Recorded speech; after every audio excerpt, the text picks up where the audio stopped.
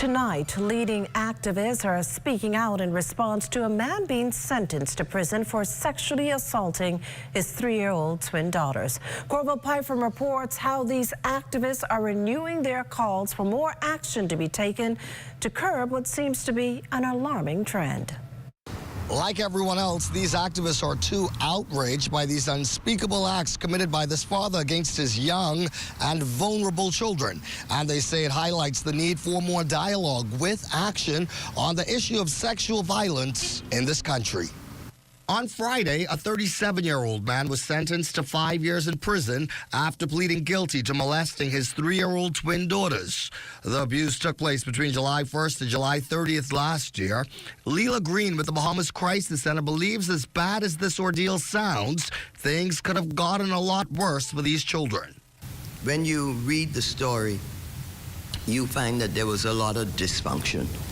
A man sleeping with the twins. He was in bed and he slept with them. Whatever is happening in that household, I'm surprised that he only tried to molest them. The center's director, Sandra Dean Patterson, has been advocating for greater protection against sexual violence for more than 40 years. This latest incident is just a reminder of how much more work is needed.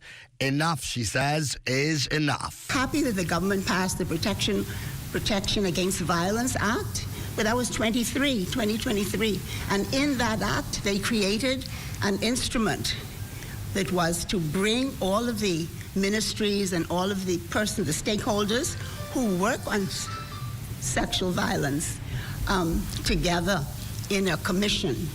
And we had wanted the authority, but they created a commission.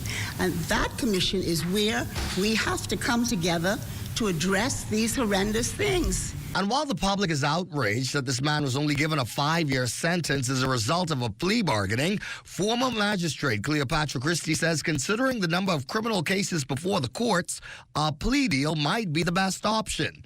It allows victims, she says, to get justice sooner while also sparing them from additional public pain. The system is overwhelmed with numbers. It's impossible to hear a case where for a jury to hear hundreds of cases. It just cannot happen. That's the reality of which we know and which we live in today. So plea bargaining is a very important part of our judicial system. For the Bahamas Tonight, I'm Corval Pyfrom.